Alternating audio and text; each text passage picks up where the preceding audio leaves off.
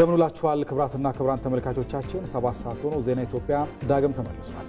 እስከ 8 ሰዓት ድረስ ቆይታ እናደርጋለን። ለአጀንዳነት የመረጥነውን ጉዳይ አካተን ሌሎችንም የሀገር ውስጥና የውጭ ዘገባዎች ይዘናል። አብራችሁን እንድትቆዩ አስቀድመን እንጋብዛለን። መታሰቢያ ደረጃና አሸናፊ እንዳለ የዛሬ ዕለት ሐሙስ ዜና ኢትዮጵያን እየመራን ከእናንተ ጋር ቆይታ እያደረግን ነው። የ7 ሰዓት አበይት ጉዳዮቻችንን እንጠቁማችሁ።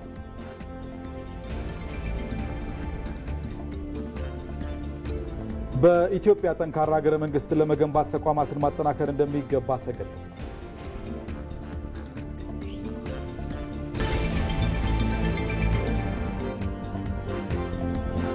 ለጋራ ዓላማ በህብረት መቆም ኢትዮጵያውያን የሚገጥሟቸውን ፈተናዎች እንዲያልፉ ማገዙን ምሁራን ገለጹ።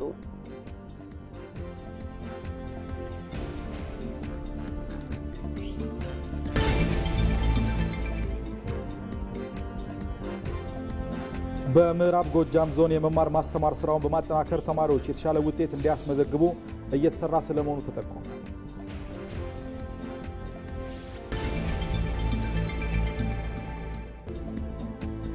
ከውጪ ሩሲያ የኒውክሌር ሙከራ ልታደርግ እንደምትችል ፕሬዝዳንት ቭላዲሚር ፑቲን አስጠነቀቁ።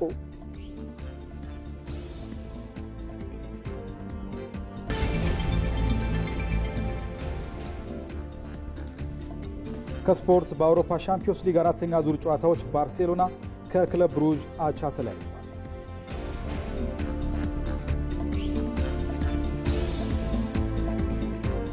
ዜና ኢትዮጵያ የጠቆምናችሁንና ሌሎች ጉዳዮችንም አካቶ ከእናንተ ጋር ቆይታ ያደርጋል። የተለያዩ ሁነቶችን የሚከታተሉ ባልደረቦቻችንም እንደተለመደ ሁሉ በቆይታችን ተቀላቅለውን ተጨማሪ መረጃዎችን ያጋሩናል። በመረጥናቸው ጉዳዮች ላይም ሀሳብ የሚሰጡን እንግዶችን በቀጥታ መስመር ላይ ጋብዘንላችኋል።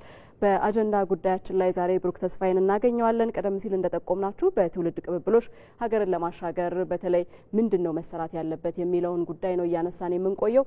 ብሩክ ተስፋዬ ተጨማሪ መረጃዎችን ያጋራናል። በዚሁ ጉዳይ ላይ ከሐዋሳ ስቱዲዮ እንግዳ ጋብዘንላችኋል። እንግዳችን በሐዋሳ መምህራን ትምህርት ኮሌጅ የታሪክና የቅርስ አስተዳደር መምህር እንዲሁም ደግሞ ተመራማሪ ተሾመ ግርማ ናቸው። ሀሳቦችን እያነሳን ከሳቸውም ጋር ቆይታ እናደርጋለን። ሌላኛው ባልደረባችን አባዲ ወይኔ ከዚሁ ከአዲስ አበባ ይቀላቀለናል። ቀደም ሲል የጠቆምናችሁን የሃይማኖት ተቋማት ሚዲያዎች በሰላም እሴት ግንባታ ላይ ያላቸውን ሚና በተመለከተ የሚመክር አንድ መድረክ እየተካሄደ ነው የሚገኘው። በመድረኩ የተነሱ ሀሳቦችን ከሱ እንሰማለን። በዛሬው የዜና ኢትዮጵያ ቆይታችን ከሐምሌ 2017 ዓ.ም አንስቶ ወደ ስራ የገባው አዲሱ የገቢ ግብር አዋጅን በተመለከተ መረጃ እናጋራችኋለን። ለዚህ ደግሞ ሪፖርተራችን ብሩክታይት አስራታለች ወደ በኋላ መረጃዎችን ታደርሰናለች። ወደ አማራ ክልል ስንሻገር ደግሞ በክልሉ ያለውን የመማር ማስተማር ሂደትን እንመለከታለን። ለዚህ ደግሞ እንግዳ ጋብዘናል። ተጨማሪ ማብራሪያ የሚሰጡን የአማራ ክልል ትምህርት መምሪያ የህዝብ ግንኙነት ኃላፊ ናቸው። እሳቸውንም እናገኛቸዋለን። አቶ ጌታቸው ቢያዝን ይባላሉ። ሁሉንም ወደ በኋላ የምናገኛቸው ነው የሚሆነው። ዜና ኢትዮጵያ ሌሎች ጉዳዮችን ማካቷል። አብራችሁን ቆዩ። አልሰማንም ዛሬም አንሰማም ብለን ነው ጀጎል ላሊበላ አክሱምን ያቆም ነው። አንሰማም ብለን ነው በነጻነት ክብር ቅኝ ያልተገዛ ነው። አንሰማም ብለን ነው አባይን ሞግተን ችለን ያሳየ ነው። አንሰማም ብለን ነው በአረንጓዴ አሻራ ደምቀን ያበራ ነው። ከስንዴ ምጽዋት ከርዳታ የዳን ነው። አሁንም አልሰማንም። ኢትዮጵያ ቀይ ባህር አይገባትም የሚለውን አልሰማንም። አሁን አልሰማንም። አትችሉም ለሚሉን መስሚያም ጊዜም የለን። እነሱ ሲያወሩ እኛ ስራ ላይ ነን። በእኛም ደግሞ ውስጥ አለ። እነሱ ሲያወሩ እኛ ስራ ላይ ነን። እናት ኢትዮጵያ የሀገራችን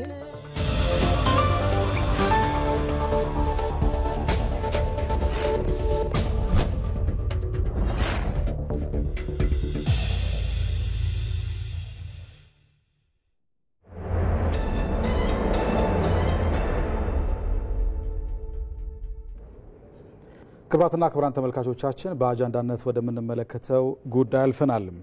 በኢትዮጵያ በትውልድ ቅብብሎች ጠንካራ ሀገረ መንግስትን ለመገንባት ተቋማትን ማጠናከር እንደሚገባ ተገለጸ። ኢትዮጵያውያን ጽናትን ከታላቁ ህዳሴ ግድብ በመማር በትውልድ ቅብብሎች የሀገር ግንባታ ስራዎችን ማጠናከር እንዳለባቸው ተመላክቷል። ሙሉ ግርማይ ተጨማሪ አለው። እልፍ አላፍ ዘመን የተሻገረ በመህንድስና ጥበቡም የላቀው ታላቁ የቻይና ግንብ ዛሬም ድረስ ዓለምን እያነጋገረ የዘለቀ ታምራዊ ስልጣኔ አሻራ ነው። ጥንታዊ ገናናው የቻይና ስልጣኔ ዘመን በአንድ ንጉሥ ተጀምሮ በ9 ስርወ መንግስታት ግንባታው ቀጥሎ ለማጠናቀቅም 2000 ዓመታት በላይ የጠየቀው ታላቁ ግንብ የጽናት ጥግን ያሳየ ሕያው ሆኖ የቆመ ሐውልት ነው። ቻይናውያን ራሳቸውን ከጠላት ለመከላከል ብለው በትውልድ ጅረት ያጠናቀቁት ግንብ ከግንብነት ባለፈ የቻይናውያን በትውልድ ቅብብሎሽ የቀጠለ የዓላማ ጽናት የታየበትም ነው። ቻይናውያኑ ባለት ላይ ከቆመው ከዚህ የትውልድ ጽናታቸውና ስልጣኔያቸው ፈቀቅ ሳይሉ በዓለም ልዕለ ኃያል የሆነ ሀገርን መገንባት ችለዋል። ለሀገረ መንግሥት ግንባታ የትውልድ ቅብብሎሽ ውጤት መሆኑን በገሃድ ለዓለም ያሳዩ ሕዝብ ናቸው። ታዲያ እንደ ቻይና ሁሉ በጥንታዊ የዓለም ስልጣኔ ታሪክ ገናና የነበረው የአክሱም ሥርወ መንግሥት መገኛ የሆነች ኢትዮጵያ እንዴት ታሪኳን ማስቀጠል ተሳናት የሚለው ጥያቄ ይነሳል። በእርግጥ ከአክሱም ስልጣኔ ዘመን በኋላ በየዘመናቱ የታዩ እንደ ላሊበላ ውቅር አብያተ ክርስቲያናት፣ የፋሲል ቤተ መንግሥት፣ የሐረር ጀጎል ግንብ፣ የባሌ ሶፍ ዑመር ዋሻ ሥራዎች የትውልድ ሥራዎች ሆነው ተጠቃሽ ናቸው። ነገር ግን ስልጣኔዎቿን ማስቀጠል የተሳናት ሀገር በየጊዜው ለህልውና አደጋ ጭምር ስትጋለጥ ኖራለች። ስልጣኔዋ ያሽቆለቆለ ስሟ በድህነት ዜጎቿን በተረጂነት የተጻፉበትም የታሪኩ አካል ነው። የትውልድ ቅብብሎሽ ሲባል በትውልዶች መካከል በሚኖር ጠንካራ ተግባቦት የሚፈጠር የጠንካራ እሴት መወራረስ ቢሆንም በተቃርኖ የቆሙ እሳቤዎች ግን ኢትዮጵያን ዋጋ ሲያስከፍሏት ኖረዋል። ለአብነትም የሺህ ዘመናት የሀገረ መንግሥት ታሪክ አላት የምትባለው ኢትዮጵያ የዕድሜዋን ያህል ወደፊት መራመድ ተስኗት ባለህበት እርገጥ ጉዞዋን ይዛ ቆይታለች። ስርዓታዊና የተቋማዊ ቀጣይነት ችግሮች ወይም የተቋማት እና የመዋቅር ስብራቶች በማጋጠማቸው ምክንያት ነው። ከስልጣኔዋ ጋር ስሟ የተሳሰረው ቀይ ባህር በትውልድ ቅብብሎሽ ለዘመናት ቢዘልቅም ያጣችበት ታሪኳ ደግሞ የመልክዓ ምድራዊ እስረኛ እንድትሆን አድርጓታል። ተቋማትን እያጠናከሩ ከመገንባት ይልቅ ደምስሶ የመቅዳት አባዜ መንግስታት በተቀያየሩ ቁጥር የታየ የማይታበይ ሀቅ ነው። ተተኪው የቀደመውን አምርሮ የሚጠላ የቀደመው ተተኪውን የሚያብጠለጥል አካሄድም ከሀገረ መንግሥት ግንባታ ይልቅ በአፍራሽነቱ ጎልቶ የታየ ነው። ከመጣው ከሄደው ጋር ከዜሮ የመጀመሪያ አባዜን በማስቀረት ለሀገረ መንግሥት ግንባታ ሁነኛ መሰረት የሚሆን ተቋማትን ማጠናከር ጊዜ የማይሰጥ የቤት ስራ ነው። ከታሪክ እስረኛነት በመውጣት ወደፊት መራመድና ነገን መስራት ሀገርን በትውልድ ቅብብሎሽ ለማጽናት ሁነኛው መንገድ ነው። ሀገር በአንድ ትውልድ አይሰራም። አንድ ትውልድ ጀምሮ አይጨርሰውም። በየትኛውም ዓለም ያለ ሀገር የሚሰራው በትውልድ ቅብብሎሽ ነው። በኢትዮጵያ በሀገረ መንግሥት ግንባታ ሂደት እሳቤዎች ተቃርኖ ብትፈተንም በትውልድ ቅብብሎሽ ሀገርን ለማስቀጠል የተደረጉ ተጋድሎች የሚዘነጉ አይደሉም። በየዘመኑ ኢትዮጵያ ሊወጉ የመጡ ኃይሎች ሁሉ ውርደትን ተከናንበው እንዲመለሱ ትውልዱ ሁሉ ከአባቱ በወረሰው የአርበኝነት መንፈስ ድልን ሲቀዳጅ ነው። በባርነት ሊገዛና ነፃነትን ሊገፍ የመጣን ኃይል አንገት አስደፍቶ የመመለስ ታሪኳም የአድዋ ድል ሕያው ምስክር ሆኖ ይነሳል። በሀገር ህልውና ላይ በህብረት የመቆም እሴት በኢትዮጵያውያን ዘንድ ከትውልድ ወደ ትውልድ የቀጠለ ነው።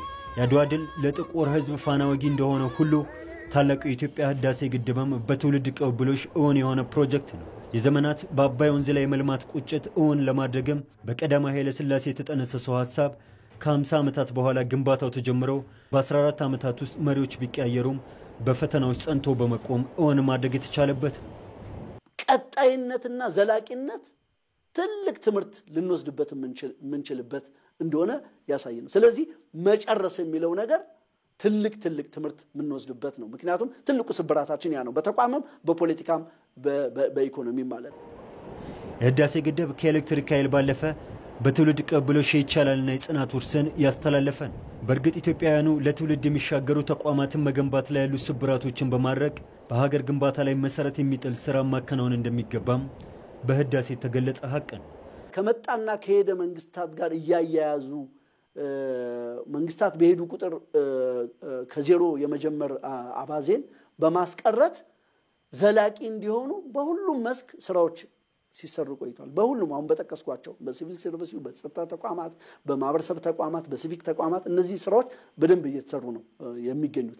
እነኚህም በመኖራቸው ምክንያት ነው ዘላቂም ሊሆኑ የሚችሉት። ደምስሶ ከመጀመሪያ አባዜ በመውጣት በፈተናዎች ባለመበገር በጽናት በመቆም መልካም ነገሮችን ማስቀጠልና ጊዜውን እየዋጁ ማሳደግ እንዳንጋፋው ኢትዮጵያ አየር መንገድ ሁሉ የትውልድ ስራ ሆኖ በየዘመናቱ እውን ማድረግን ይጠይቃል። ይህንኑ ጉዳይ ይዘን ነው የምንቀጥለው። ተመልካቾቻችን ተጨማሪ መረጃዎችን ለመጋራት በቀጥታ መስመራችን ላይ ባልደረባችን ብሩክ ተስፋዬ ይገኛል። ከዛ በተጨማሪ ደግሞ ከሐዋሳ ስቱዲዮም በቀጥታ መስመራችን ላይ እንግዳ ይገኛሉ። በሐዋሳ መምህራን ትምህርት ኮሌጅ የታሪክና የቅርስ አስተዳደር መምህርና ተመራማሪ የሆኑት ተሾመ ግርማ ናቸው። በዚህ ጉዳይ ላይ ማብራሪያ እየሰጡን ቆይታ የምናደርገው ባልደረባችን ብሩክ ተስፋዬን እናስቀድማለን። ብሩክ እንዴት ቆይተሃል? ያነሳነውን ጉዳይ ስትከታተል ቆይተሃል። አንተም በተለይ በትውልድ ቅብብሎሽ ውስጥ ሀገር ትገነባለች። በዚህ ረገድ ኢትዮጵያ ያለፈችባቸው ቀደምት የታሪክ መዝገቦቿ አሁን ላለው ትውልድ ምን ያስተምራሉ? ከዛ ባለፈ ደግሞ አሁን ባለው ሁኔታስ የትውልድ ቅብብሎሽን በማስቀጠል ረገድ የሌሎች ሀገራት ተሞክሮ ምን ያስተምረናል? አመሰግናለሁ መታሰቢያ። ኢትዮጵያ እንግዲህ ነጻነቷን ከነክብሯ ጠብቃ የቆየች ሀገር ናት። ይህ ሊሆን የቻለው የዚያን ዘመን ብቻ ሳይሆን ከፊት የሚመጣውን ትውልድ ጭምር በማሰብ በደም በአጥንት መስዋዕትነት ጭምር ተከፍሎባት ነው እዚህ ድረስ ጸንታ የቆየችው። ይህ ሲሆን የዜጎቿ ክብር ተጠብቆ እንዲቆይ ያሏት የተፈጥሮ ሀብቶች ማንም እንዳይመዘብራቸው፣ ታሪካዊና ባህላዊ ሀብቶቿንም እንዲሁ እንዳይጎዱ ጭምር ታሳቢ አድርጎ ሀገረ መንግስቷ እየተገነባ ነው እዚህ ድረስ የተመጣበት።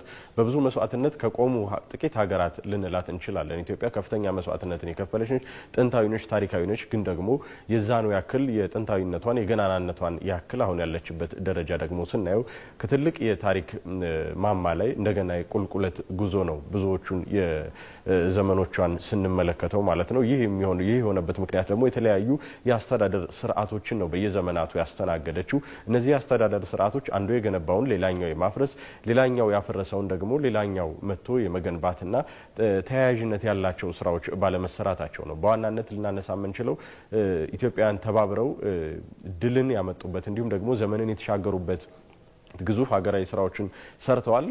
በአብነት ልናነሳ የምንችለው እንግዲህ አንኳር ብለን አድዋ ላይ ነው።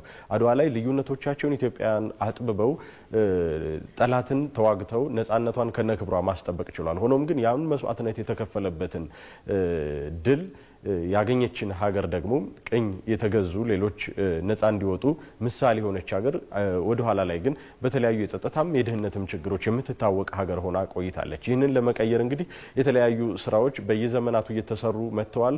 ሆኖም ግን ያዝ ለቀቅ ጀመር አድርጎ የመተውም አዝማሚያዎች በሚፈለገው ፍጥነት ኢትዮጵያ እንዳትጓዝ እስከዛሬ ድረስ ማነቆ ሆኖባት ቆይቷል።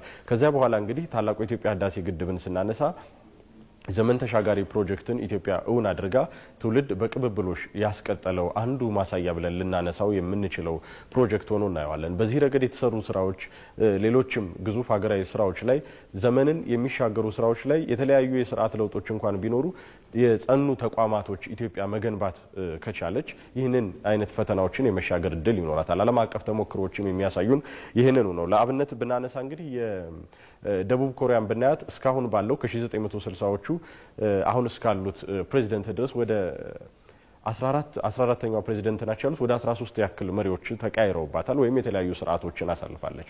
ሆኖም ግን በዋናነት ደቡብ ኮሪያ መቀየር የጀመረችው ተቋማት ግንባታዎቿና አጠቃላይ የሀገሪቱ ፍኖት ዘመን ተሻጋሪ የሆኑና በትውልድ ቅብብሎሽ የቀጠሉ መሆን በመቻላቸው ነው። ደቡብ ኮሪያ እንግዲህ ከኢትዮጵያ አንጻር ስናየው የቆዳ ስፋቷም ያላት የተፈጥሮና የታሪካዊም ባህላዊ ሀብቶቿን ስንመለከተው ከኢትዮጵያ ጋር ልናነጻጽራቸው የምንችላቸው አይደሉም። ኢትዮጵያ ገናና የሚባሉት ሌላ ሀያል የሚባሉት ሀገራት ጨምሮ ሳይታወቁ የታወቀች የመጣች ሀገር ነችና እነሱም ጭምር ለውጥ አሁን ማምጣት የቻሉት ተቋማቶቻቸውን በትውልድ ቅብብሎሽ ማስቀጠል በመቻላቸው ነው። ለአብነት ያነሳናት ደቡብ ኮሪያን ብንመለከታት እንግዲህ በ1960ዎቹ ጀምሮ ጠንከር ያለ ተቋማት ግንባታ ላይ ትኩረት ሰጥታን የሰራችው በተለይም ደግሞ ወጪ ንግድ ላይ ይበልጥ አበክራ በመስራቷ ያንን የወጪ ንግድ ስራዎች ላይ ትኩረት በመደረጉ አሁን በዓለማችን ከፊት ከሚጠሩት ነዳጅን ከሚያጣሩ ሀገራት ቀዳሚዎቹ ውስጥ አንዷ ነች ያለችው። በዓለማችንም በኢኮኖሚዋ ወደ 14ኛ ደረጃ ላይ ነው የምትገኘው። ሲንጋፖርም እንደዚሁ መጪውን ትውልድ ታላሚ ያደረጉ ስራዎችን በመስራቷ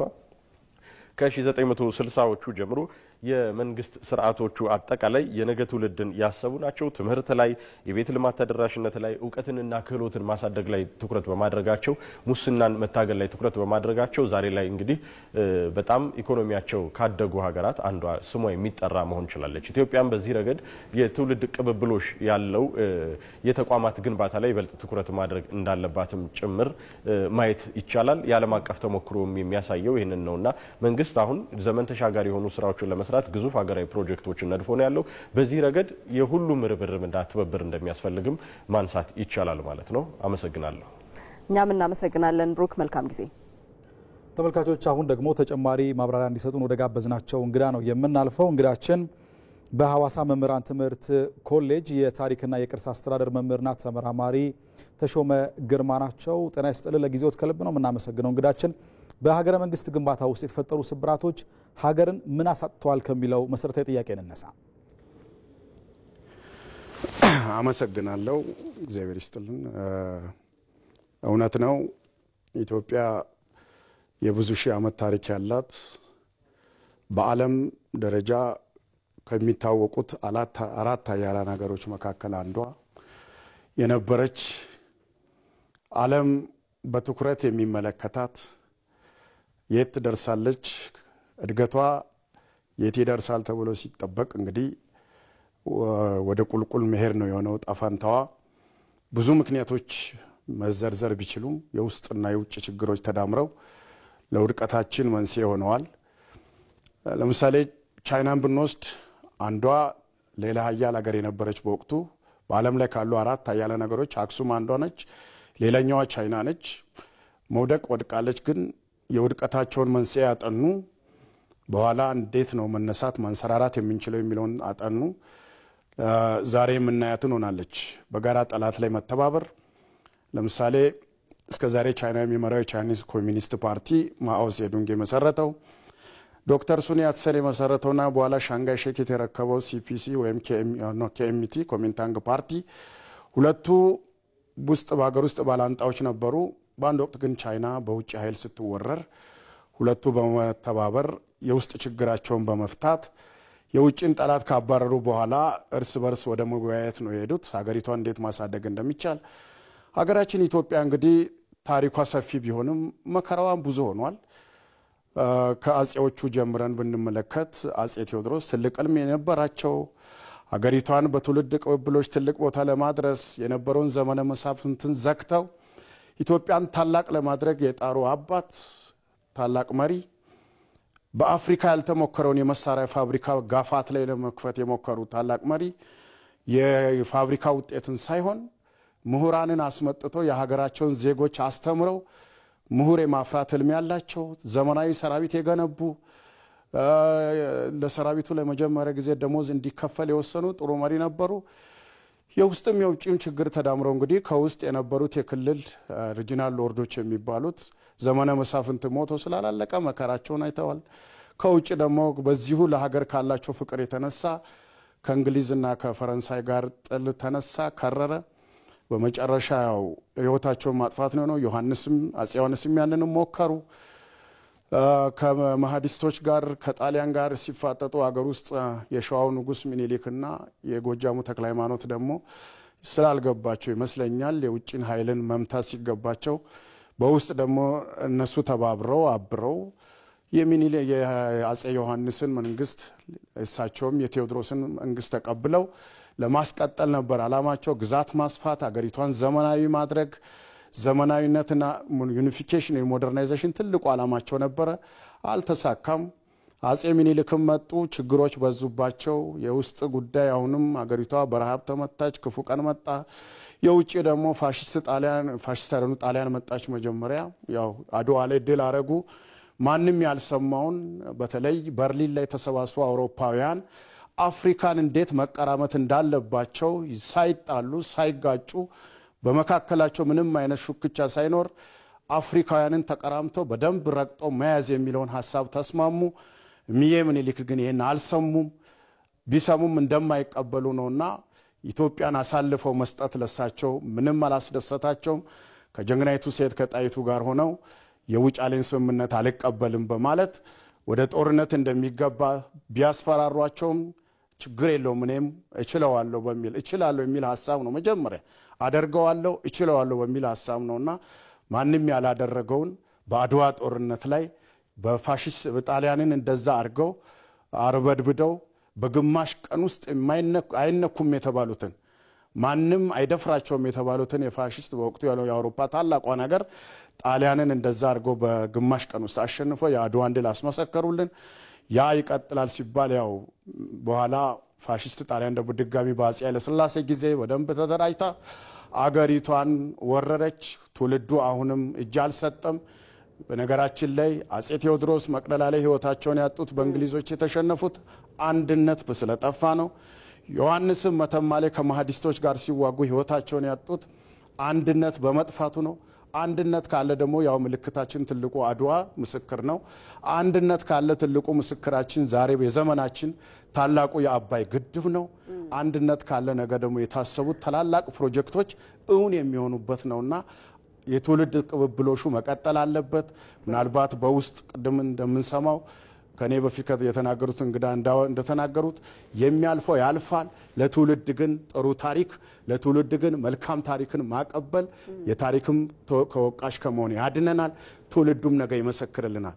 አድዋ ትልቅ ቅርሳችን ነው። ሀሳቦችን እያነሱልን ነው። በተለይ አድዋ ምን ያህል የትውልድ የአንድነት ውጤት መሆኑን በቅብብሎሽ ሂደት ውስጥም ደግሞ ትልቅ መሳሪያ ሊሆን እንደሚችል ሲያነሱልን ነበረ። የዚህ ዘመን ትውልድ ደግሞ ታላቁ የኢትዮጵያ ህዳሴ ግድብን በአንድነት ማሳካት ችሏልና እንደው እነዚህ ነገሮች በተለይ አንድነታችንን ወደፊት ማጠናከር ለመቀጠል ምን ያህል አቅም ይሆኑልናል? ምንም ጥያቄ የለውም። አንድነትን የመሰለ ነገር የለም። መለያየት ደግሞ ለጠላት በር መክፈት ነው። ምናልባት 100% አገር ውስጥ አንድነን 100% በፖለቲካው ርዕዮተ ዓለም ተስማምተናል ሊባል ላይችል ይችላል። ነገር ግን ልዩነታችንን ወደ ጎን በመተው የተሰጠንን የትውልድ የቅብብሎሽ አደራ ተረክበን ማስቀጠል ነው ያለብን። ማስቀጠልና ለሚቀጥለውም ትውልድ መልካም ታሪክን ማስረከብ። ነገ ትውልዱ ይሄን ታሪክ ይማረዋል፣ ይሰማዋል። አድዋን ስናደንቅ ኖረናል። አድዋን አባቶቻችን የሰሩትን የላሊበላ ውቅር አብያተ ክርስቲያናትን፣ የፋሲል ግንብን፣ ሶፍ ዑመር ዋሻን፣ የጀጎል ሐረር ግንብን እነዚህን በታሪክ ስናስተምር፣ ስናነብ፣ ስንማር፣ ስንደሰት ኖረናል። ነገ ትውልዱ የአባይን ግድብ ታላቁን የህዳሴ ግድባችንን ደግሞ ታሪክ ሲማር እርካታው ልዩ ነው። ከዚህም የበለጠ ደግሞ ለመስራት አሁን መሰረት አስይዘን ነው ማስረከብ ያለብን። ክራክ ያረገች ውስጧል የፈረሰ ሳይሆን አንድ የሆነች ህብረ ብሔራዊቷ አንድ የሆነችን ኢትዮጵያን ለትውልዱ አስረክበን የትውልድ ቅብብሎሹ በደንብ ተጠናክሮ መቀጠል ነው እንጂ ያለበት የተልፈሰፈሰና የወደቀች ሀገር ማስረከብ ስለማይገባን በታሪክም ስለሚያስወቅሰን እንደ አድዋ አንድ ሆነን አዲስ ከገቡት ክልሎች ጭምር አንድ ሆኖ ነው አድዋ ላይ ይቻላል እንችላለን የትራንስፖርቴሽን ሲስተሙ በሌለበት ሎጂስቲኩ ብቁ በቂ ባልሆነበት እንችላለን ብቻ የሚል ሐሳብ ይዘው አባቶቻችን በእግር ተጉዘው ያንን የሚያክል ዘመናዊ ጦር በአጭር ጊዜ ውስጥ አሸንፌ ኢትዮጵያን ጠቀልላለሁ ምስራቅ አፍሪካ ላይ ታላቋን የጣሊያንን ኢምፓየር ገነባለሁ ብሎ የመጣውን ጣሊያንን አሸንፈን ድል አድርገን ለአፍሪካ ምሳሌና ኩራት እንደሆነ ሁላ ለጥቁር ህዝቦች ምሳሌና ኩራት እንደሆነ ሁላ አሁንም ለትውልዱ የጀመርነውን ትልልቅ ሜጋ ፕሮጀክቶች አንድ ሆነን በማስቀጠል ለትውልዱ አንድነትን ህብረ ብሔራዊነታችንን ያኮራች ሀገርን ታላቅ የሆነች ኢትዮጵያን ተፈሪ የሆነች ኢትዮጵያን ተሰሚ የሆነች በታላላቆች አውሮፓ ሀገሮች ሁሉ ትኩረት የምትሻውን አገር ማስረከብ እንዳለብን ነው የሚሰማኝ። መልካም። በሐዋሳ መምህራን ትምህርት ኮሌጅ የታሪክና የቅርስ አስተዳደር መምህርና ተመራማሪ ተሾመ ግርማ ለሰጡን ሙያዊ ማብራሪያ ከልብ ነው የምናመሰግነው። ጥሩ ቀን ይሁንልዎት።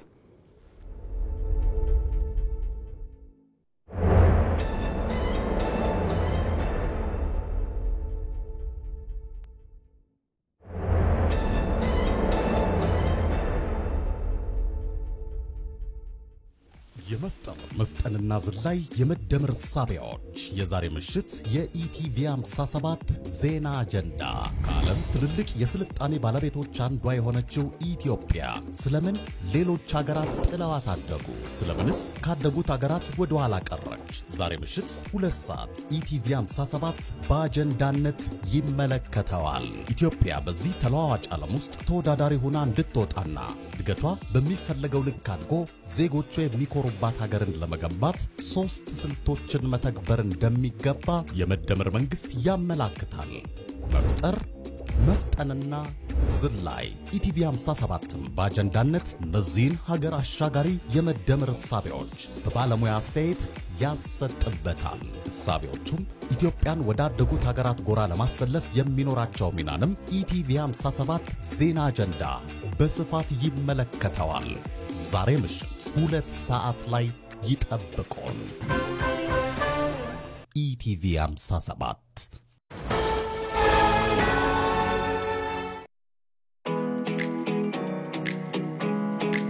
የቴክኖሎጂ ችሮታዎች ባደጉ ቁጥር ሰውን ለመጉዳት የሚጠቀሟቸውም ይበዛሉ። የዕለት ጉርሶንም ሆነ ለነገ ያሉትን አንጡራውን ከቀማኞች ለመታደግ ማስተዋልን ይሻል።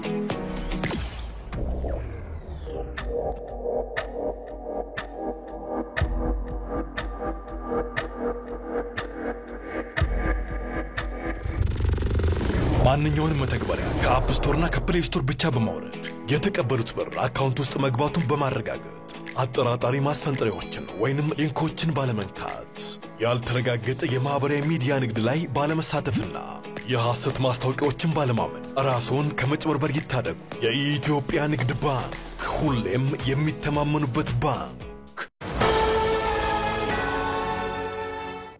ዜና ኢትዮጵያን እየተከታተላችሁ ትገኛላችሁ። አብራችሁን ስላላችሁ እናመሰግናለን። ዘገባዎቻችን አሁንም ይቀጥላሉ።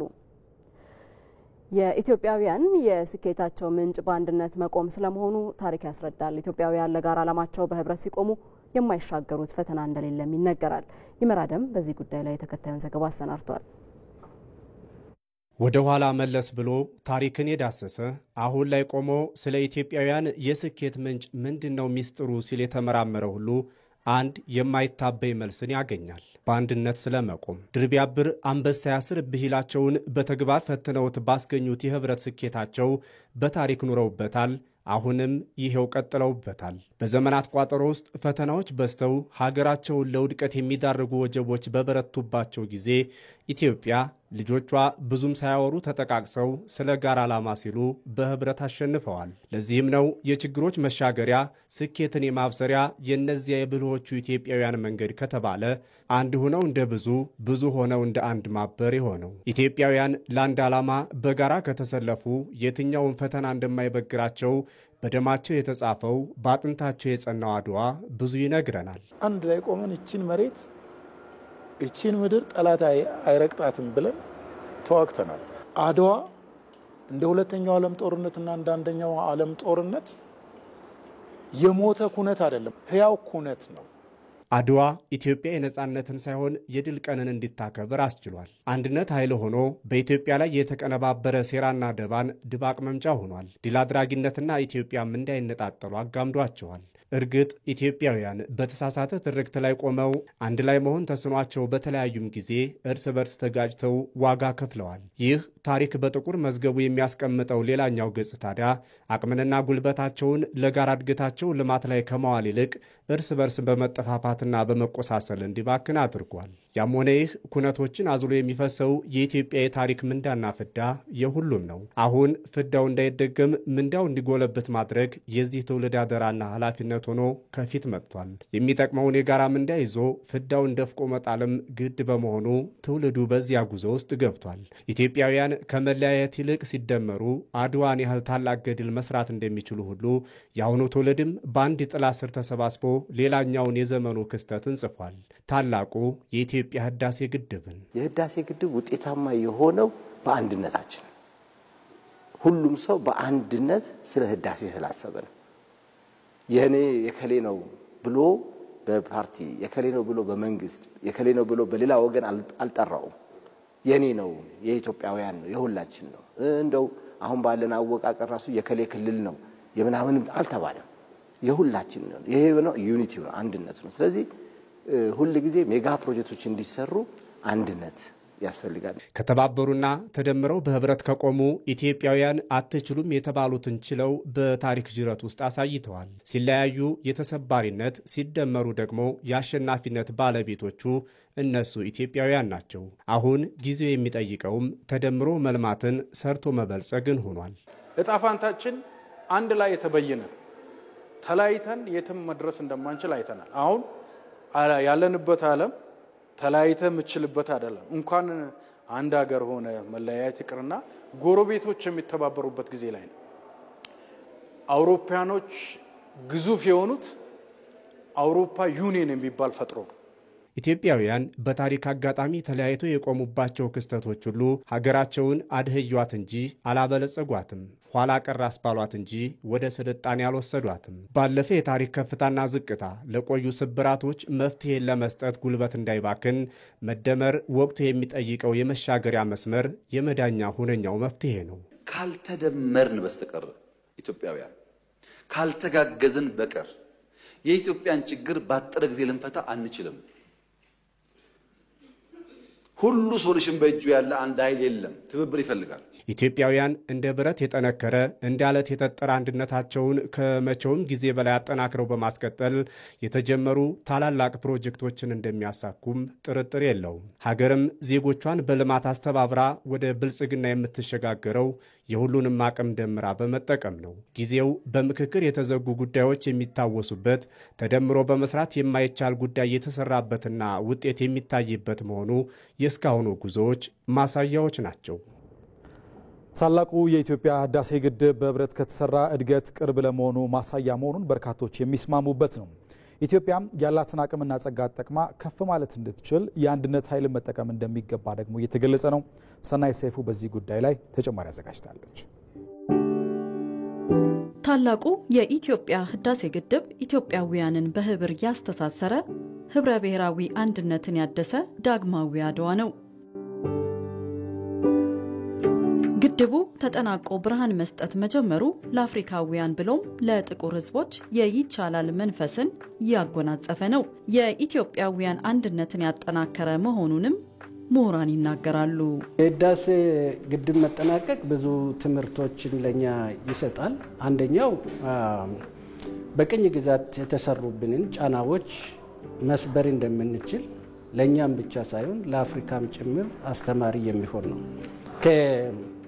ዌስተርን ወይም ከምዕራብ ሀገሮች ውጪ ኢትዮጵያ ራሷን ችላ ትላልቅ ነገሮችን ኢቨንቶችን ትፈጽማለች ተብሎ አይታሰብም ነበር። ስለዚህ ዛሬ የከቸፈው አንዱ እሱ ነው። ምክንያቱም ኢትዮጵያ ኢኮኖሚካሊ ያለ ብድር ያላትን ሀብት ያላትን ጉልበት በካሽ ኢንካይንድ ሰብስባ ያላትን ሀብት አጠራቅማ ትልቅ ነገሮችን መስራት እንደምትችል፣ ድህነትን ማሸነፍ እንደምትችል፣ የፖለቲካ ጫና ማሸነፍ እንደምትችል ያሳየ ነው። ህዝቦቿ አንድ ከሆኑ ሁሉንም ነገር ማድረግ እንደሚቻል። ታላቁ የኢትዮጵያ ህዳሴ ግድብ በህብረት ከተሰራ የእድገት ማማ ላይ መውጣት እንደሚቻል ማሳያ በመሆኑ ሌሎችም የተጀመሩ ሀገራዊ ፕሮጀክቶች እንዲሳኩ በአንድነት መቆም እንደሚገባም ይገለጻል። በህዳሴ ግድብ፣ በአድዋ፣ በሌሎችም ኢትዮጵያን ከፍ ሊያደርጉ የሚችሉ ላይ ያደረግናቸውን በሌሎች ደግሞ አሁን ትልልቅ ፕሮጀክቶች የጋዝ ፕሮጀክት አለን። የማዳበሪያ ፕሮጀክት ደግሞ ኢትዮጵያ ወደፊት ዋናው ትልቋ የእርሻ መሬት ያላት የምግብ ዋስትና ለራሷና ለሌሎች ሊተርፍ የምትችል ልትመግብ የሚገባት አካባቢ ነው ያለችው። ሁሉም ለዚህ መቆም መቻል አለበት። ለሀገሩ አንድነት መቆም መቻል አለበት።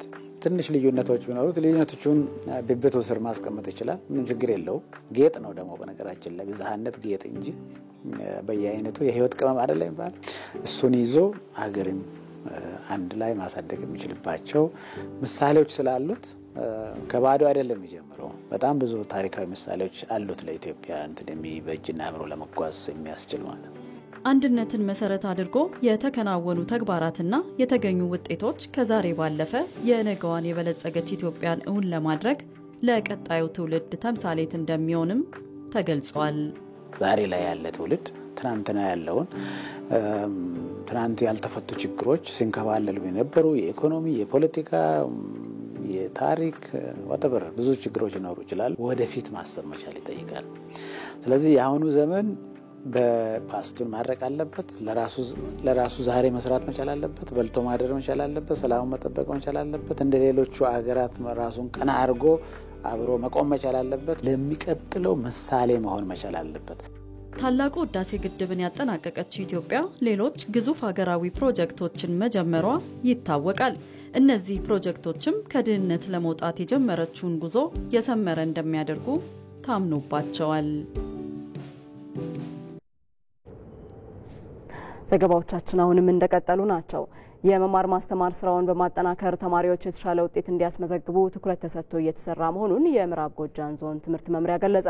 በትምህርት ዘመኑ በ102 ትምህርት ቤቶች 89358 ተማሪዎች ከቅድመ መደበኛ እስከ 12ኛ ክፍል ባለው የክፍል ደረጃ ትምህርታቸውን በመከታተል ላይ ስለመሆናቸውም ተገልጿል። ራሄል ፍሬው በምዕራብ ጎጃም ዞን ባለፉት 2 ዓመታት ሲቆራረጥ የነበረው መማር ማስተማር በተጠናከረ መልኩ ከተጀመረ ወራት ተቆጥረዋል። ተማሪዎቹ ከትምህርት በመራቃቸው የስነ ልቦና ጫና እንደነበረባቸው ገልጸው በአሁኑ ወቅት በደስታ ትምህርታቸውን እየተከታተሉ ስለመሆኑ ይገልጻሉ። ላይ አሪፍ ነው ያለው ነገር መጀመሪያ አካባቢ ነበር ትምህርት ጉለት ምናምን ነበረ። አሁን ላይ ከነበረው ከፊቱም አንፃር የመማር ማስተማር ሂደቱም አሁን ላይ አሪፍ እየሄደ ነው። ተማሪውም ተመምራኑ በተረጋጋ ሁኔታ ነው ሁላችንም እየተማርን ያለው መምህራንም እያስተማሩ ያለው እኛም ተማሪዎችም እየተማርን ያለው በተረጋጋ ሁኔታ ነው። ካምናው በተሻለ ዘንድሮ አሪፍ የሆነ የትምህርት አሰጣጥ አለው ብዬ አስባለሁ። ዘንድሮ ላይ ደስ ይላል። ካምናው የተሻለ ትምህርት መነቃቃትም አለ። ሲቀጥል ካምናው አምና ላይ ምንም አልነበረም። ለ12ኛ ክፍሎች እናቃቸዋለን ባንድ ፈረቃም ስለነበረ ተጎርተው ነው የጨረሱት። ዘንድሮ ላይ ደስ የሚል ነገር አለው። የተማሪዎች ካውንስል አቋቁመንኛ እንዴት መማር እንዳለብን ምናምን እኛ በተመቸ መንገድ እያካሄድን ነው፣ እያገዙን ነው እነሱም። ሲቀጥል ዘንድሮ ላይ ሙሉ ተማሪው ትምህርት እንዳለ አውቋል። ተማሪዎቹ በቀጣይ ለሚወስዷቸው ክልላዊና ሀገር አቀፍ ፈተናዎች ዝግጅት እያደረግን ነው ሲሉ በትምህርት ቤቶቻቸው በቂ ድጋፍ እየተደረገላቸው ስለመሆኑ ያነሳሉ። ቲቶሪያል እየተጠራን እንማራለን። ከቲቶሪያል ባለፈ ደግሞ እኛ ያው ላይብራሪ እየመጣነ የሚከብዱ ነገሮችና አጋዥ መጻፎችን እያየን የቀጣዩን የሚመጣውን የሚኒስትሪ ፈተና ለማለፍ ዝግጅት እያደረግን ነው። የፍኖተ ሰላም 01 የመጀመሪያ ደረጃ ሙሉ ሳይክል ትምህርት ቤት ርዕሰ መምህር አቶ ተመስገን መኮንን በዚህ ዓመት 1843 ተማሪዎችን በመመዝገብ በወቅቱ ትምህርት እንዲጀመር ስለመደረጉ ያነሳሉ። መምህራን ከመደበኛው የመማር ማስተማር ስራቸው በተቃራኒ ሸፍ ተማሪዎችን የማብቃት ስራ እየሰሩ ስለመሆኑ በመጠቆም ቲቶር እየተሰጠ ያለው ከአንደኛ ክፍል ጀምሮ እስከ 8ኛ ክፍል ነው። ግን ለየት ባለ መልኩ 6ኛ እና 8ኛ ክፍሎች በተለይ ቅዳሜ ሳይቋረጥ በተለይ እንግሊዘኛ፣ አጠቃላይ ሳይንስ፣ ሂሳብ እነዚህ ጠጠር ያሉ ትምህርቶችን በአግባቡ ቲቶሪያል እንዲሰጧቸው ከመምህራን ጋር ተነጋግረን ጨርሰናል። ቅዳሜ ቲቶሩ ይጀምራል ማለት ነው እና በዚህ አግባብ ልጆቹን ለመደገፍ እየተደረገ ያለው ጥረት ሰፊ ነው። የፍኖተ ሰላም ትምህርት መምሪያ ኃላፊ አቶ የስጋት ደሴ ባለፉት 2 ዓመታት ተቋርጦ የቆየውን ትምህርት በማስቀጠል ከትምህርት ገበታ ውጪ ሆነው የቆዩ ተማሪዎችን በመመለስ የመማር ማስተማር ስራውን ውጤታማ ለማድረግ አስፈላጊ ሁሉ ርብርብ እየተደረገ ስለመሆኑ ይገልጻሉ። በትምህርት ዘመኑ በ102 ትምህርት ቤቶች 89 ሺህ በላይ ተማሪዎች ትምህርታቸውን እየተከታተሉ እንደሚገኙ አክለዋል። በከተማ ደረጃ በቅድመ መደበኛ ወደ በግልና የመንግስት ሆኖ ወደ 11 ትምህርት ቤቶች አሉን። እነሱ ሙሉ በሙሉ የጀመሩበት ሁኔታ ነው ያለው። ከ1 እስከ 8ኛ ወይም ደግሞ አንደኛና መካከለኛ ደረጃ የምንለው ወደ 15 ትምህርት ቤቶች አሉን። ከ15ቱ ትምህርት ቤቶች የግልና የመንግስትን ጨምሮ ማለት ነው። ከ15ቱ ትምህርት ቤቶች አንዱ ትምህርት ቤት ነው መማር ማስተማር ያልጀመረው። ይሄም ሰላም አምባ ወይም ማረሚያ ቤት የሚባለው ትምህርት ቤት መማር ማስተማሩን እነሱ የሰው ኃይል ገብቷል ብለው እስካላሳውቁን ድረስ መማር ማስተማር ያልጀመረው፣ ሌሎቹ ግን መማር ማስተማሩን የጀመሩበት በሃይ ስኩል ደረጃ ደግሞ ወደ 3 የሃይ ስኩሎች አሉን። እነሱም በወቅቱ ሙሉ በሙሉ ወደ ስራ ያገቡበት ሁኔታ ነው ያለው። እንደ ምዕራብ ጎጃም ዞን የመንግስት ኮሚኒኬሽን ዘገባ እድሜያቸው ለትምህርት የደረሰና በትምህርት ቤቶች የሚጠበቁ ተማሪዎች በትምህርት ገበታ ላይ እንዲገኙ መምህራንና የትምህርት መምሪያው ጥሪ አቅርበዋል። ከዚህ ጉዳይ ሳንወጣ በደቡብ ወሎ ዞን በዘንድሮ ዓመት ከባለፉት ዓመታት በተሻለ መልኩ የመማር ማስተማር ስራው ተጠናክሮ ስለመቀጠሉ ተገለጸ። በዞኑ ተማሪዎችን ወደ ትምህርት ገበታቸው የመመለሱ ስራ ተጠናክሮ እንዲቀጥል ሁሉም ርብርብ ሊያደርግ እንደሚገባም ተጠይቋል። ሳሙኤል ወርቃየው ተጨማሪ አለው። በአማራ ክልል ባለፉት ዓመታት በጸጥታ ችግሮች ምክንያት የተስተጓጎለውን የመማር ማስተማር ስራ በዘንድሮው የትምህርት ዘመን ወደ ነበረበት ለመመለስ ጥረቶች ሲደረጉ ቆይተዋል። በደቡብ ወሎ ዞን አልቦኮ ወረዳ በሚገኘው የሰራረቡ አንደኛ ደረጃ ትምህርት ቤት ተማሪዎችም ትምህርታቸውን እየተከታተሉ ይገኛሉ። በትምህርት ቤቱ የ8ኛ ክፍል ተማሪዋ ኢማን መሐመድ የጸጥታ ችግሩ በአካባቢው ባለፈው ዓመት በትምህርት ዘርፉ ላይ ሲያሳድር የነበረውን ችግር በማስታወስ በዚህ ዓመት ትምህርቴን በሰላም እየተከታተልኩ ነው ስትል ትናገራለች። ከመስከረም ጀምሮ እስካሁን ባለው የትምህርት ሂደት ደህና ነው። በጥሩ ሁኔታና በላቀ ሁኔታ እየተማርን ነው። መምህሮቻችንም በተሻለ ሁኔታ እያገዙንና እኛም እነሱ ያሉንን በማድረግ ትምህርታችንን እየተከታተልን ነው። በጥሩ ሁኔታ ወደ ቀጣይ ትምህርት እንደምናልፍ ተስፋ አደርጋለሁ። የትምህርት ቤቱ መምህራንም በአካባቢው ተማሪዎችን ወደ ትምህርት ገበታቸው የመመለሱ ስራ አሁንም ስራ የሚጠይቅ ቢሆንም ከባለፈው ዓመት አንጻር ሲታይ ግን የመማር ማስተማር ስራው በዚህ ዓመት በተሻለ መልኩ እየተሰጠ መሆኑን ገልጸዋል። ባለፈው ግን ያው ብዙ ትምህርት ቤቶች ተዘግተውብናል። ተማሪዎች በረብሻው ምክንያት ከትምህርት ገበታቸው እየተቋረጡ ወደ ከተማ እየተሳደዱ ሻይ ቤት እየተቀጠሩ ህይወታቸው ተለያየ ነገር ሆኖ እያየን በጣም እያዘንን ነው። ዘንድሮ ግን በመከፈቱ የተወሰኑ ተመልሰውልናል። አሁንም ይቀራል። ከባለፈው ዓመት በዘንድሮ ዓመት በጣም የተሻለ ነው። የትኛ እዚህ ያስተማር ጉድኝት ነንኛ የጉድኝት ማዕከላችን ራሱ የተዘጋለ አብረውም ማለት ነው። እኛ ማዕከሉ ብንሆንም በእኛ ጋር ያሉ ቅርንጫፎች ተዘግተውባቸው ነበር። ዘንድሮ ግን ሁሉም እነዛም የተዘጋው ትምህርት ቤት አካባቢ ራሱ እያስተማሩ ነው። የተሻለ ነው። ትምህርት ከፖለቲካ ነጻና ገለልተኛ ነው ያሉት መምህራን ይህን ታሳቢ በማድረግም በአካባቢው ብሎም በክልሉ ተማሪዎች ወደ ትምህርት ገበታቸው እንዲመለሱ በማድረግ የመማር ማስተማር ስራው በተሻለ መልኩ ተጠናክሮ እንዲቀጥልም ጠይቀዋል። ማንኛውም ህፃን ከትምህርት ገበታው ላይ እንዲቋረጥ አንፈልግም።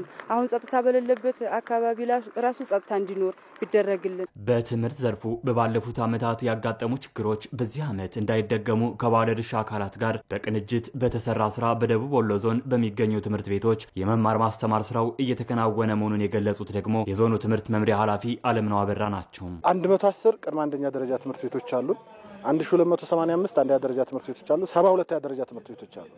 ደስ የሚለው በሁሉም ትምህርት ቤቶች ምዝገባ ተካሂዷል። ከ1285 ትምህርት ቤቶች በዚህ ሳምንት ሰኞ የሚከፈቱ 5 አሉ። በ1210 ትምህርት ተጀምሯል። እነዚህ ትምህርት ቤቶች ካምፕ የነበሩና ማህበረሰቡ ውስጣቸውን እያጸዳና እያደሰ ዘጌት ያሉ ናቸው እንጂ ሁሉም ትምህርት ቤቶች ላይ መማር ማስተማሩ ተጀምሯል ማለት ነው። ይሄ የተመዘገበ ተማሪ ወደ ክላስ ገብቶ በመማር ገር ከ90% በላይ ተማሪው አሁን ክፍል ውስጥ ይገኛል ማለት ነው። ዘገባውን ያደረሰን አማራ ሚዲያ ኮርፖሬሽን ሲሆን ተማሪዎችን ወደ ትምህርታቸው እንዲመለሱ የማድረግ ስራዎችን ጨምሮ የተጀመሩ የመማር ማስተማር ስራዎች ተጠናክረው እንዲቀጥሉ ማህበረሰቡ እያደረገ ያለውን ተሳትፎ አጠናክሮ እንዲቀጥልም ተጠይቋል። ተመልካቾች እዚህ ጉዳይ ላይ እንቆያለን። የ2018 የክልሉ የትምህርት አሰጣጥ ሁኔታ ምን ላይ ነው ያለው? አሃዞች ምን ያመላክታሉ የሚለው ልንመለከት ነው። መታሰቢያ አሃዞች ምን ያመላክታሉ? አጠቃላይ የክልሉ የትምህርት አሰጣጥ ያለበት ደረጃ ምን ይመስላል የሚለውን ደግሞ እስኪ መረጃ አድርሽ። ጥሩ የ2018 የትምህርት ዘመን ከተጀመረ የተወሰኑ ወራቶች ተቆጥረዋል። ቀደም ሲል በዘገባዎቻችንም ለማካተት እንደሞከር ነው በአማራ ክልል የተለያዩ ከተሞች እንዲሁም ደግሞ ዞኖች ላይ ያለውን የመማር ማስተማር ሂደት ሰላማዊ እንዲሆን ለማድረግ እንዲሁም ደግሞ የተመዘገቡ ተማሪዎችም ወደ ትምህርት ገበታቸው እንዲሰማሩ ለማድረግ የተለያዩ ጥረቶች እየተደረጉ ነው የሚገኙት። ይሁን እንጂ እንዳጠቃላይ የነበረው የጸጥታ ችግር የትምህርት ዘርፉን በእጅጉ እንደጎዳው ይታመናል። ቁጥሮች ምን ይላሉ የሚለውን ነገር ስንመለከት አሁን ባለንበት 2018 ዓ.ም ላይ በክልሉ 7.4 ሚሊዮን ተማሪዎችን ለመመዝገብ ታቅዶ ነበረ። ይሁን እንጂ መመዝገብ የተቻለው 3.6 ሚሊዮን ተማሪዎች ነው። ያ ማለት የቅዱን 49% ማሳካት ነው የተቻለው። ሌሎቹ ከ3.7 ሚሊዮን በላይ የሚሆኑ ተማሪዎች ዛሬም የትምህርት ገበታቸው ላይ ሊገኙ አልቻሉም በክልሉ ማለት ነው። እንዳጠቃላይ ያለውን የትምህርት እንቅስቃሴ ስንመለከት 11082 የሚሆኑ ትምህርት ቤቶች ይገኛሉ በክልሉ። ከዚህ ውስጥ እንግዲህ 8746 የሚሆኑ ትምህርት ቤቶች ናቸው በአሁኑ ሰዓት አገልግሎት እየሰጡ የሚገኙት። አጠቃላይ ካሉ ትምህርት ቤቶች ውስጥ 78% የሚሆኑት ናቸው ማለት ነው ተማሪዎችን እያስተማሩ የሚገኙት። ሌሎቹ 2336 ትምህርት ቤቶች በተለያዩ ምክንያት አሁንም ተማሪዎችን መቀበል ያልቻሉ ትምህርት ቤቶች ናቸው። በአማራ ክልል የተለያዩ ከተሞች ላይ የተሻለ አፈጻጸም ያላቸው ማለትም በዚህ ዓመት ተማሪዎችን ለመቀበል የራሳቸውን እቅድ አውጥተው የእቅዳቸውን አብዛኛውን በመቶ ማሳካት የቻሉ ደግሞ ከተሞች አሉ። እነሱን ስንመለከት ለምሳሌ ወልዲያ ከተማ በዚህ ዓመት መዘግባለሁ ብሎ ከያዘው የተማሪ ቁጥር 100% ማሳካት የቻለ ከተማ ነው። ባህር ዳር 99%፣ ኮምቦልቻ 97%፣ ደሴ ላይ 94% የሚሆኑ ተማሪዎችን መመዝገብ ተችሏል። ደብረ ብርሃን 92%፣ እንዲሁም ደግሞ የጎንደር ከተማ 81% የሚሆኑ የእቅዱን ተማሪዎች ዘንድሮ መመዝገብ ችሏል ማለት ነው። ከዚህ ጋር ተያይዞ የሚነሱ ሌሎች ደግሞ በገጠር ዞን አስተዳደር የሚገኙ አካባቢዎችን ማንሳት ይኖርብናል። የዋገምራን አካባቢ ስንመለከት 63% የሚሆኑ ተማሪዎችን በዚህ በ2018 ዓ.ም መመዝገብ ችሏል። በኦሮሞ ብሔረሰብ አስተዳደር ዞን ውስጥ ከ79% በላይ ተማሪዎች መመዝገብ ችሏል። ደቡብ ወሎ ዞን ደግሞ 61% የሚሆኑ ተማሪዎችን በዚህ ዓመት አስመዝግቦ ለትምህርት ገበታቸው እንዲዘጋጁ ማድረግ ችሏል።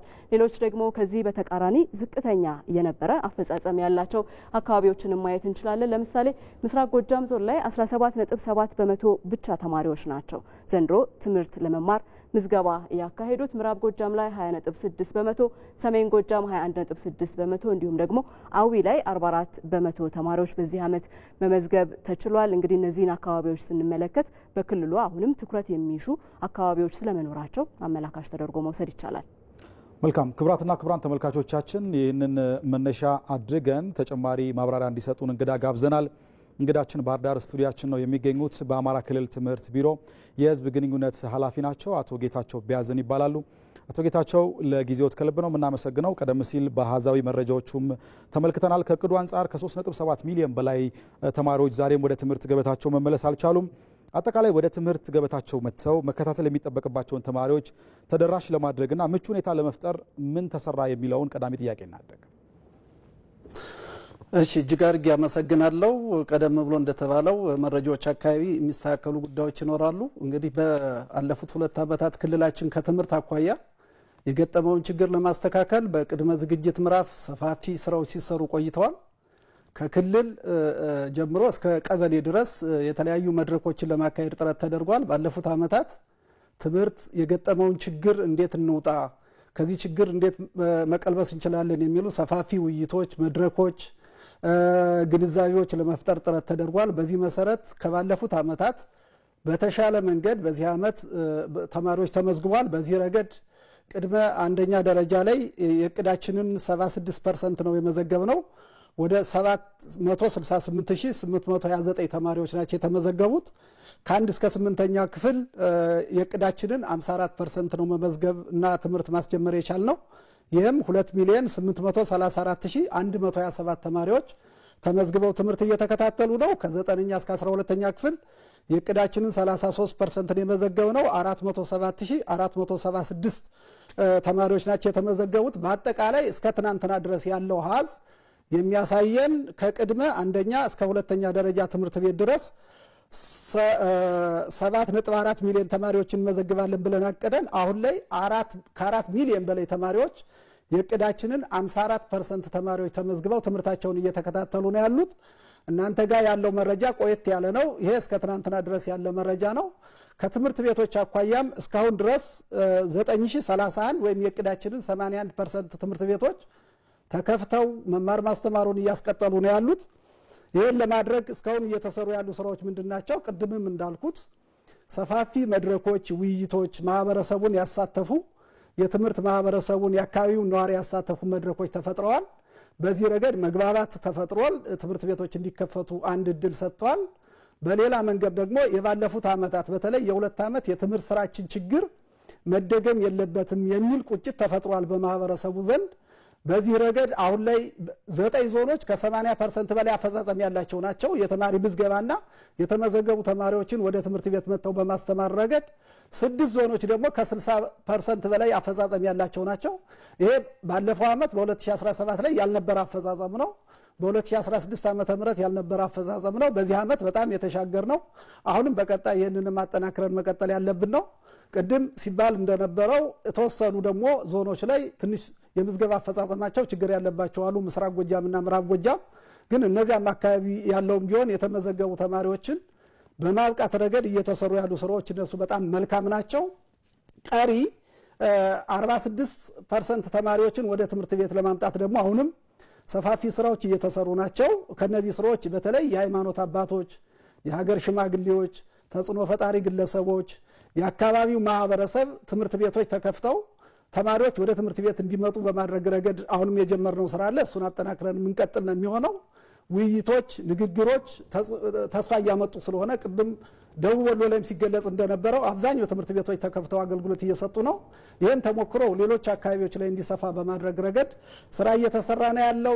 ወደ ትምህርት ቤት የመጡ ተማሪዎችን ደግሞ የማብቃት ስራ ደግሞ ሌላው ስራችን ነው። ባለፉት 2 ዓመታት ትምህርት ተቋርጦ የቆየባቸው አካባቢዎች አሉ። ተማሪዎች ተስፋ ቆርጠው ወደ ሌሎች ስራ እንዳይሰማሩ በማድረግ ረገድ እየሰራናቸው ያሉ ስራዎች ስለነበሩ ወደ ትምህርት ቤት የመጡ ተማሪዎችን የማብቃት ለ8ኛ ክፍል ለ6ኛ ክፍል እንዲሁም ለሀገር አቀፍ ፈተናዎች ደግሞ የማዘጋጀቱን ስራም ጎን ለጎን እየተሰሩ ነው ያሉ። በትምህርት ቤቶች ግብዓት የማሟላት ስራዎችም እነዚህን ተጠናክረው ቀጥለዋል። በተለይ በእነዚህ ችግር ባለባቸው አካባቢዎች ላይ ለተማሪዎች ቁሳቁስ የማቅረብ ደብተር፣ ዩኒፎርም፣ ሌሎች የትምህርት ቁሳቁሶችን በማቅረብ ረገድ ሰፋፊ ስራዎች እየተሰሩ ነው። ሌላው በክልሉ መንግስት ደግሞ ኢኒሼቲቭ ደግሞ በተለይ የክልሉ ትምህርት ከገጠመው ችግር ለመውጣት እንደ አንድ ኢኒሼቲቭ የተወሰደው የትምህርት ቤት ተማሪዎች ምገባ ስራ ነው። በዚህም የክልሉ መንግስት ከ500 ሚሊዮን ብር በላይ በጀት መድቦ በብዙ ዞኖች ላይ የተማሪ ምገባ ስራ ለማስጀመር ወደ ተግባር ገብተናል። ይህም ለትምህርት ለተሳትፎም ለፍትሃዊነቱም ለጥራቱም አስተዋጽኦ በጣም ከፍተኛ ነው ብሎ መናገር ይቻላል። ከዚህ ባለፈ ደግሞ ተማሪዎችን ቅዳሜና እሁድም በሌሎች በተቃራኒ ፈረቃም የማብቃቱ ስራ ተጠናክሮ ነው የቀጠለው። ይህን በማድረግ ረገድ የድጋፍና ክትትል ስራችንም ከመቼውም ጊዜ በላይ አጠናክረን ስራ ለመስራት ጥረት እያደረግን ነው ያለን።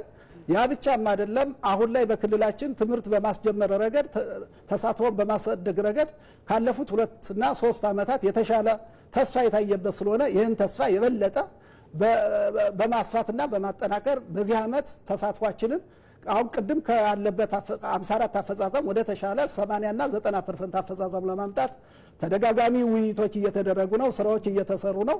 ግብዓቶች እየተሟሉ ነው። ይሄንን ማህበረሰቡም ተረድቶ ያልተከፈቱ ትምህርት ቤቶች ተከፍተው አገልግሎት እንዲሰጡ በማድረግ ረገድ ርብርብ እንዲያደርግ አጋር አካላትን በዚህ ረገድ የጀመሩትን ድጋፍ የግብዓት የማሟላት የትምህርት ቤቶችን መሰረተ ልማት የማሟላት አዳዲስ ግንባታዎችን በመገንባት ረገድ አጠናክረው እንዲቀጥሉ ጥሪያችንን እናቀርባለን። መልካም አቶ ጌታቸው፣ በእርግጥ እየተሰሩ ያሉ ስራዎች እንዳሉ ያው ቀደም ብሎ ማሻሻያዎችም እንዳሉና ለውጦች እንዳሉ እየነገሩ ነበር።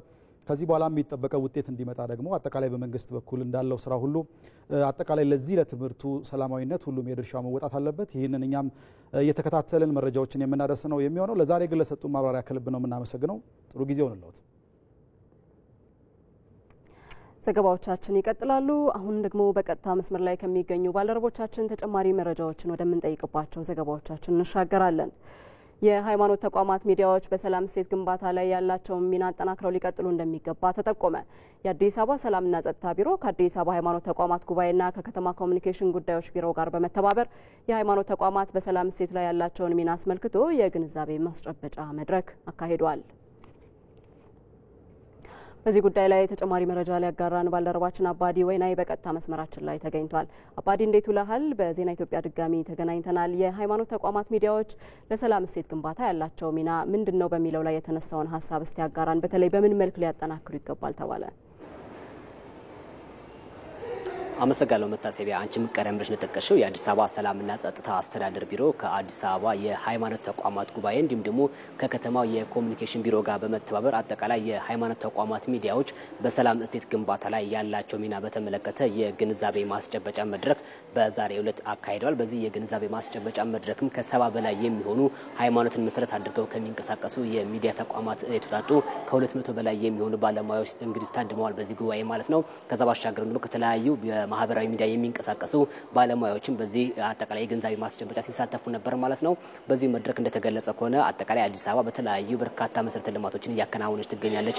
በተለያዩ ዘርፎች በርካታ ልማቶች ተግባራዊ እያደረገች እንደምትገኝ የተገለጸው። ታዲያ ይህ የልማት እንቅስቃሴው ጎን ለጎንም ከተማዋ በሰላም ላይ ትኩረት ሰጥታ እየሰራች እንደምትገኝና በዚህም በርካታ ውጤቶች እየመጡ እንደሚገኙ ነው የተገለጸው ማለት ነው። በተለይም ደግሞ እንደሚታወቀው አዲስ አበባ ከተለያዩ የሀገሪቱ አካባቢዎች የመጡ በርካታ ነዋሪዎች የሚገኙባት ከተማ ነች። ከዛ ባሻገርም ከተለያዩ ዓለም አቀፍ ተቋማት እንዲሁም ደግሞ ከተለያዩ ሀገራት የመጡ ነዋሪዎችም በዚሁ በአዲስ አበባ ይገኛሉና ታዲያ ሰላምን ትኩረት አድርጋ ከተማዋ በሚገባ እየሰራች እንደምትገኝና ይህ ሰላም ደግሞ ይበልጥ ጠንካራና የጸና እንዲሆን ለማስቻል የሃይማኖት ተቋማት ሚዲያዎች ከፍተኛ አበርክቶና ከፍተኛ ሚና እንዳላቸው የተገለጸው።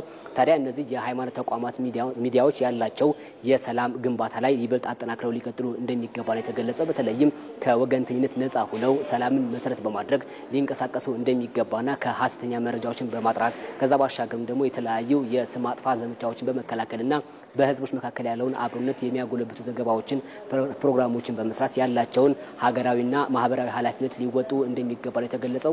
ከዛ ባሻገር ደግሞ በተለይም በግጭት አፈታት ላይ ትኩረት አድርገው ሊሰሩ እንደሚገባና ግጭት ከመፈጠሩ በፊትና ከተፈጠረም በኋላ በርካታ ስራዎችን ሊሰሩ እንደሚገባ በተለይም ደግሞ በህዝቦች መካከል አብሮነት በህዝቦች መካከል ያለው መቻቻልን በሚያጎለብት መልኩ ሊሰሩ እንደሚገባ ተገልጿል። እንዲሁም ደግሞ በተለይም እነዚህ የሚዲያ የሚዲያ ተቋማት የህዝቦችን ባህል የህዝቦችን ሃይማኖትን ባከበረ መልኩ ሊንቀሳቀሱ እንደሚገባ ነው የተገለጸው። ከዛ ባሻገርም ከተማ አስተዳደሩ ከነዚህ የሃይማኖት ተቋማት ሚዲያዎች ጋር በቅርበት በቀጣይ ያለውን ስራ አጠናክሮ እንደሚቀጥልና በተለይም ከተማዋ ሰላሟ የተሞላ እንዲሆን ለማስቻል ከዛ ባሻገርም በተለያዩ ስራዎች ላይ ትኩረት አድርጎ እንደሚሰራና ከሚዲያዎች ጋር በቅርበት በቀጣይም እንደሚሰራ በዛሬ በነበረው መድረክ ተገልጸዋል።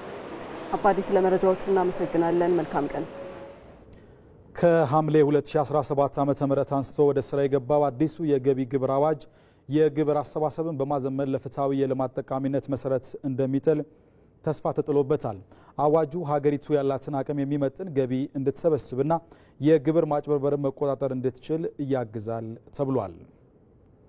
በዚህ አዋጅ ዙሪያ ተጨማሪ መረጃ ልታደርሰን ባልደረባችን ብሩክታይት አስራት በቀጥታ መስመራችን ላይ ትገኛለች። ብሩክታይት እንደምን ውለሻል? የዚህ የአዲሱ የገቢ ግብር አዋጅ ምን ጉዳዮችን አካቷል? በአዋጁ ዙሪያ ለንግዱ ማህበረሰብ አባላት የሚሰጠው የግንዛቤ ማስጨበጫስ ምን መልክ አለው የሚለውን ጠቅልል ያለ መረጃ አድርሽ። አመሰግናለሁ አሸናፊ። እንግዲህ በ2008 ዓመተ ምህረት የነበረው የገቢ ግብር አዋጅ ተሻሽሎ በ2017 እንደ አዲስ ሐምሌ ወር ጀምሮ በሕዝብ ተወካዮች ምክር ቤት ጸድቆ ወደ ስራ ገብቷል። ይህም ደግሞ በርካታ የተሻሻሉና አዳዲስ ሁነቶችን አዳዲስ ስርዓቶችንም አካቶ ወደ ስራ የገባ አዋጅ ነው ማለት ነው። እንግዲህ እንደ አዲስ ካመጣቸው ሀሳቦች መካከል እንዲሁም ደግሞ መሻሻል ከታየባቸው ሁኔታዎች አኳያ እንግዲህ በርካታ እንትኖችን አስተካክሎ ይዞ መጥቷል። በተለይም ደግሞ ከዚህ ቀደም በ2008 ዓመተ ምህረት የነበረው የገቢ ግብር አዋጅ ሀለ ሀመሮሃ ነበር የግብር ስርዓቱ ወይም ደግሞ የግብር ደረጃ ሁኔታቸው ማለት ነው የነበረው። ግን በ2017 በአዲሱ ገቢ ግብር አዋጅ ላይ ሀና ለተብሎ የግብር አሰባሰቡ ወይም ደግሞ የግብር ደረጃቸው ተቀምጧል ማለት ነው። እንግዲህ ከዚህ ጋር በተገናኘም በተለይ ደግሞ ከዚህ ቀደም የነበረው አሰራር በአመቱ ማብቂያ ላይ ነበረ ግብር ሲከፈል የነበረው።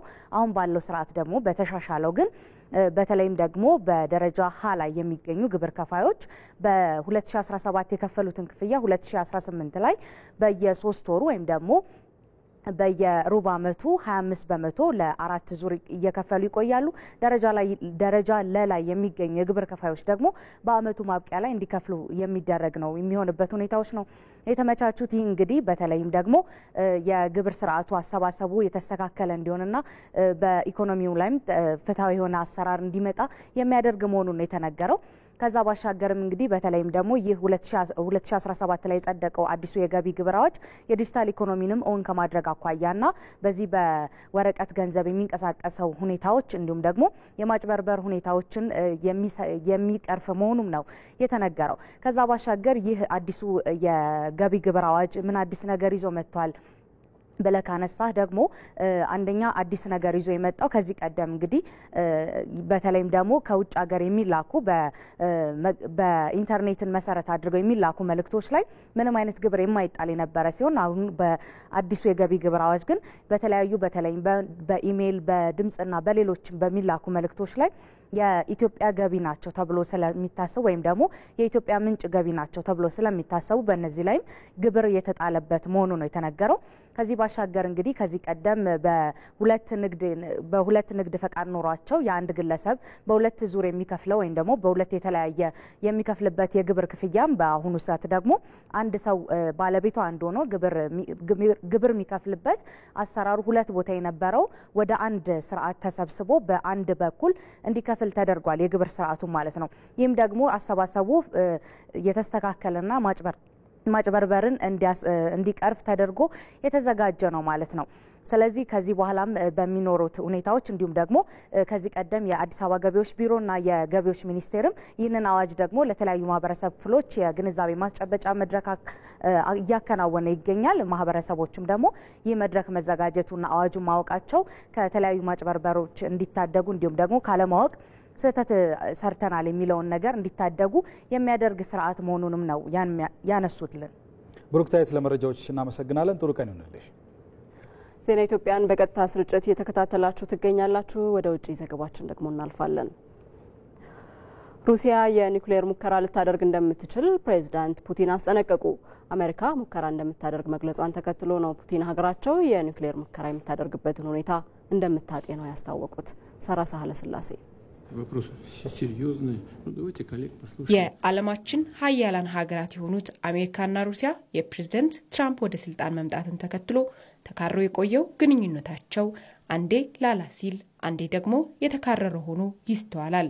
ሀገራቱ ሰሞኑን ደግሞ በኒውክሌር ሙከራ ላይ ያተኮረ አዲስ ፍጥጫን ያነሱ ይመስላል።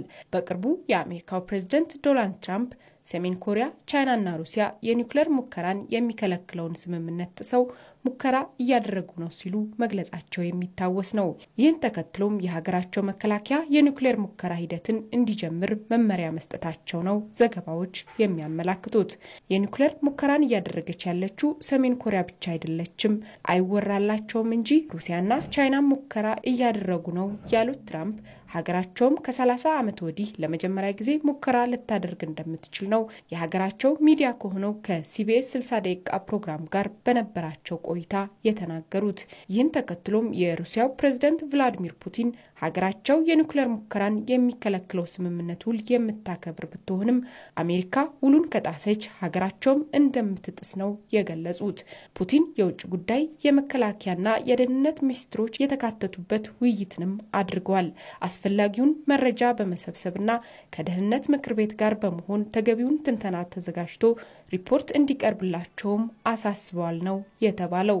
አሜሪካ ከቅርብ ጊዜ ወዲህ የምታደርጋቸው እንቅስቃሴዎችና የምትወስዳቸው እርምጃዎች ሩሲያ የተሟላ የኒውክሌር ሙከራ ማድረግ እንዳለባት የሚያመላክቱ ናቸው ያሉት ደግሞ የሩሲያው መከላከያ ሚኒስትር አንድሪ ቤሊሶቭ ናቸው። በአርክቲክ ንፍቀ ክበብ ላይ ያለው የሩሲያ የኒውክሌር ሙከራ ጣቢያም ለታሰበው ሙከራ ዝግጁ መሆኑን ነው የመከላከያ ሚኒስትሩ የተናገሩት።